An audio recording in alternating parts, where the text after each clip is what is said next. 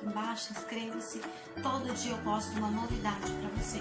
Hoje mesmo eu vou trazer uma chamada figura de linguagem, que é uma figura sonora ou também que dá uma ideia de pensamento. Você vai gostar, eu vou usar também poesia e letra de música para explicar. Vamos lá em 1, 2, 3.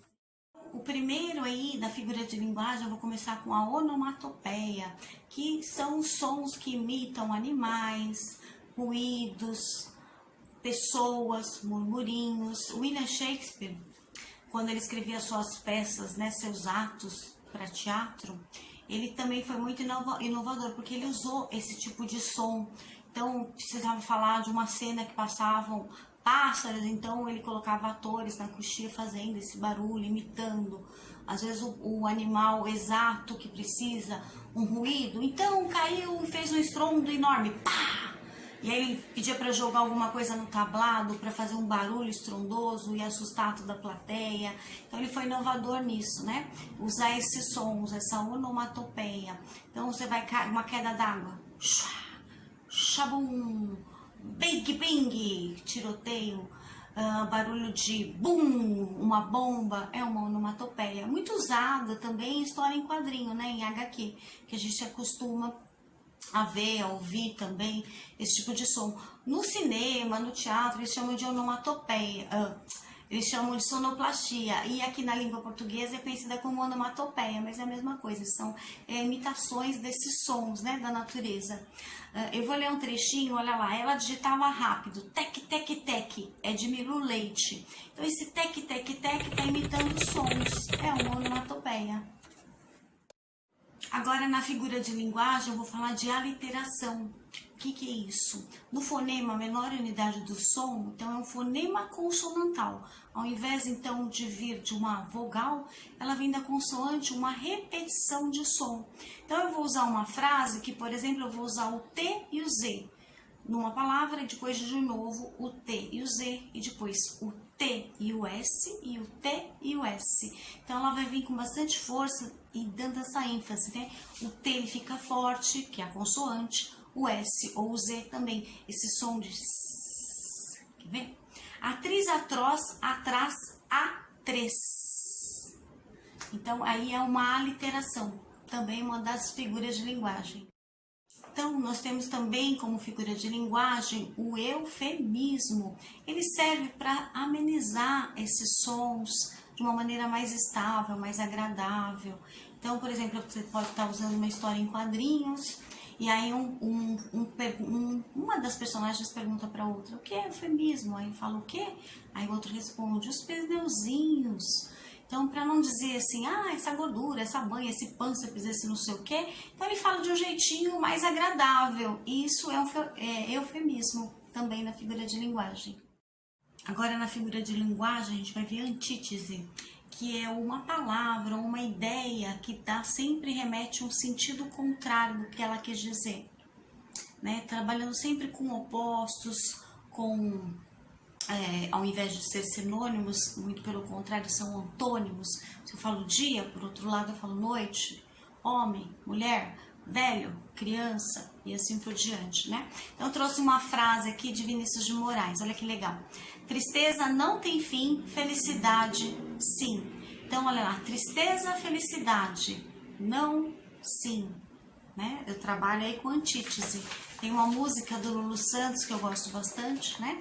Que é certas coisas, e começa assim, eu sou péssima para cantar, mas vou tentar. Não existiria som se não houvesse o silêncio, não haveria luz se não fosse a escuridão. A vida é mesmo assim, dia e noite, não e sim. Então, olha aí, tem antítese também, olha lá. Silêncio e som. Depois, luz, escuridão, dia, noite, não, sim. São antíteses também. A hipérbole, que é um exagero da expressão do nosso idioma, né, da língua portuguesa, para realçar uma ideia, mas sempre de um modo muito exagerado, né? Então, quando uma mãe fala, já não te falei umas 1000 vezes para você não fazer mais isso? Lógico que ela não falou 1000 vezes, mas é um sentido figurado. Lembra-se que a gente está trabalhando com figura de linguagem, né? Tem uma música do Cazuza, Por Você, nanana, e aí eu ia a pé do Rio ao Salvador. É um jeito de falar, né? É um jeito até poético, tem um certo lirismo. Música usa muito isso, né? Essa ideia de exagero. Raul Seixas, eu nasci há 10.000 anos atrás, eu nasci há 10.000 anos e não tem nada nesse mundo que eu não saiba demais. Então, assim, tem um exagero, né? Às vezes ele não é que nasceu, ele não nasceu porque ninguém vive tanto tempo. Então, é um exagero, é uma hipérbole, tá bom? Temos também a ironia, que é uma figura de linguagem que dá um sentido da palavra, no sentido contrário do que ela falou, do que ela pensou. Então, você pode usar para fazer uma crítica, então uma ironia, para ser sarcástico com alguém. Tem que tomar cuidado, porque um pouco de ironia, às vezes um autor usa, é um jeito inteligente de mostrar um outro lado da moeda, da versão assim. Mas pode ofender também, pode ser muito desrespeitoso, então tem que usar com muita moderação, sabendo usar, senão é melhor nem usar, né? Então, uma ironia, você pode falar assim, então uma pessoa, por exemplo, criticou a outra, aí você fala assim, pra pessoa que criticou, falou bonito, fazendo assim, no sentido de ironia, tô chamando o cara que não é bonito, ou de feio, no sentido contrário. Prosopopeia, olha o nome, prosopopeia, que dá características humanas a quem não é humano, um ser, uma coisa que não é humano. Pode ou não ter vida. Por exemplo, se eu falo assim, a Mata Atlântica pede socorro. É um jeito de falar, uma figura de linguagem, né? Porque a árvore não fala. Ou o céu tampou os olhos, não quis ver. Também.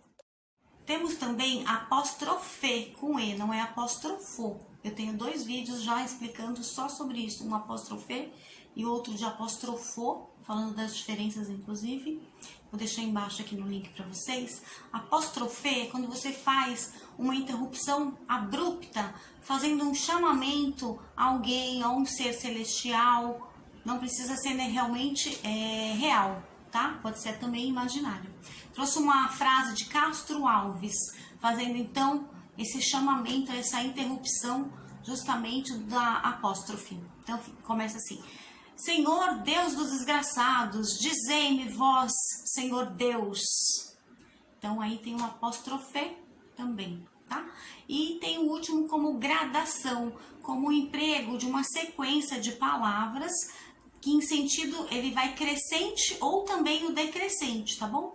Então anda, corre e voa. Usei 3 verbos. Se não, perdes o trem. É de Otton Garcia essa frase, tá bom? De gradação. Então, para mais ou para menos esse sentido. Espero que você tenha gostado e até o próximo vídeo. Beijos.